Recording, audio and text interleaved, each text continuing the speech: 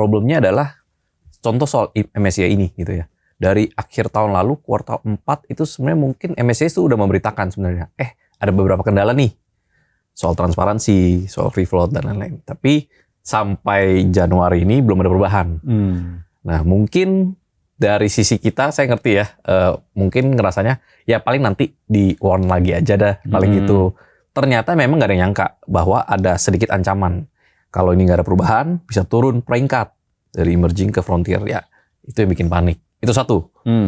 Sisi keduanya soal Rapu ini juga tidak salah. Karena Q4 kemarin kita tuh masuk yang namanya bull market. Bull market itu semua hijau. Beli apa aja mungkin cuan lah ya. Mungkin bahkan orang-orang sekitar kita yang nggak ngomongin saham pun ngomongin saham. Pun beli saham. Nah di saat seperti itu semua orang untung, semua orang jadi terlalu optimis. Jadinya kepedean banyak yang margin, repo, trading limit. Nah gara-gara berita MSCI tadi, pemicu pertama bikin crash, trading hold. Trading hold ini bikin banyak orang kena margin. Yang kena margin ini sekuritas berhak untuk for sale. Ya kan, untuk cover kerugiannya. Masalahnya sampai ARB. Nggak ke for sale dong, besok dijual lagi, besok dijual. Nah ini yang bikin merah berturut-turut sih.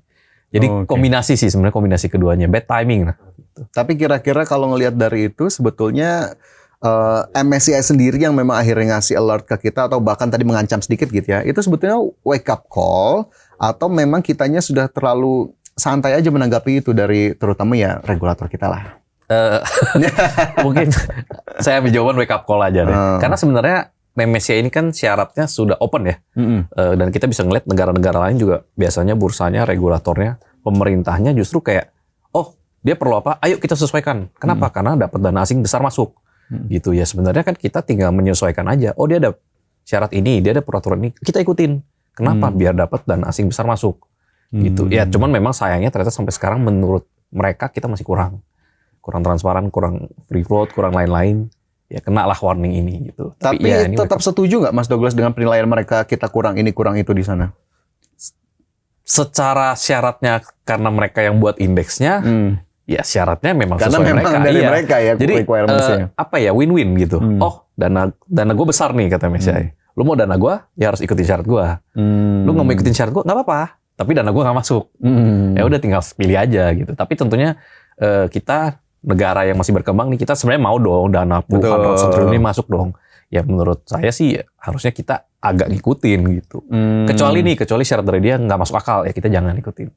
Jadi kayaknya memang masih sangat logis begitu ya untuk kita ikuti ya. Menurut saya logis. Jadi ini mau ngomong MSCI yang jahat salah, ya nggak juga sih. Standar seperti itu. Tinggal gimana kita sebetulnya ya mau menyesuaikan atau enggak. Karena ujung-ujungnya di mata investor luar terutama ya. Betul. Tapi kalau ngelihat kemarin kejadian itu Mas Douglas, teman-teman di Stockwise atau mungkin teman-teman investor yang mungkin biasa ngobrol sama Stockwise itu pada gimana tuh Mas responnya? Apakah panik kah? Kemudian nanya ini gimana harusnya? Stres sih ya semuanya. Yang pasti gini, yang pasti itu hari itu 28 Januari pagi nggak ada yang expect satu orang pun bahwa akan keluar surat itu. Mungkin expect surat hanya warning itu iya, tapi nggak ada yang expect di surat itu ada tulisan worst case akan diturunkan pangkat ke frontier marketnya itu. Sebenarnya yang bikin crash itu. Karena walaupun itu belum kejadian, kan dia cuma bilang worst case. Yeah.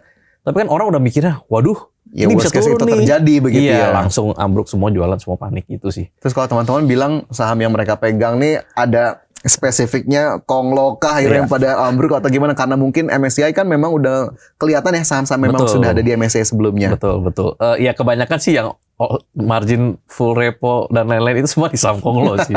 Makanya kena semua tuh. Jadi, tapi jujur banyak yang kena margin call sih. Jadinya di situasi ini. Banyak yang dari untung jadi rugi. Atau banyak yang udah untung banyak banget malah hampir habis untungnya gitu. Jadi ya sangat disayangkan, tapi menurut saya MSCI nggak sepenuhnya salah juga lah. Terus akhirnya Mas Douglas dan tim lakukan begitu ya? Atau mungkin sarankan dikit aja kalau boleh dibocorin. Akhirnya apa yang disarankan ke teman-teman di sana agar kemudian nggak panik-panik banget lah dalam tanda kutip? Yang satu tentunya review porto ya. Karena gini, ini kan mungkin dari MSCI-nya yang mengatakan, oh bursa kalian kurang transparan, kurang syarat ini, kurang itu gitu ya. Yang penting perusahaan yang dipegang di porto teman-teman nih, isinya tuh ada. Gitu. Karena kan harganya turun, tapi nggak berarti kan bisnisnya mendadak nggak ada, ownernya mendadak kabur dan segala macam, nggak, sebenarnya masih ada. Ya asal ini isinya masih ada, menurut saya nggak masalah. Gitu. Dan menurut saya pun ini syarat-syarat MSCI kalau nanti dipenuhi pasti balik normal lagi lah. Kapan saya nggak tahu ya, cuma menurut saya nanti pasti balik. Nah kalau balik normal lagi, perusahaan-perusahaan yang ada isinya ini pasti masuk lagi. Nah, tapi kalau yang dipegang portonya perusahaan-perusahaan kosong, ya nggak tahu dah. Ya saya harus katakan benar-benar dah. di-review lagi tuh ya. Betul. Kalau Jadi perlu sekarang tulisnya rebalance. review. Kalau ada perusahaan yang nggak jelas, sementara mendingan jangan dulu. Yang lebih jelas aja, yang ada isinya gitu. Betul juga tuh ya, buat saran juga teman-teman. Jadi ya sebetulnya harga sahamnya sama fundamental company-nya terkadang gitu ya, tidak sejalan. Kalau memang masih cukup oke ya mungkin cukup di review ya, dikasih alert-nya atau watchlist-nya. Oke, kalau soal indeks MSCI ataupun sentimen MSCI kan kayak tadi begitu ya. Nah, kemudian kalau saya bergeser sedikit begitu kan, saham-saham tentunya bisa naik cukup tajam gitu atau turun cukup tajam, dan salah satunya ada aksi korporasi nih Mas Douglas begitu, atau corporate action. Sebetulnya kalau kita melihat sebuah aksi korporasi dari emiten itu, apa yang harus kita perhatiin dan apa indikasi atau mungkin cara membedakan corporate action ini benar-benar berkualitas? Bagus atau tidak gitu ya. Ya.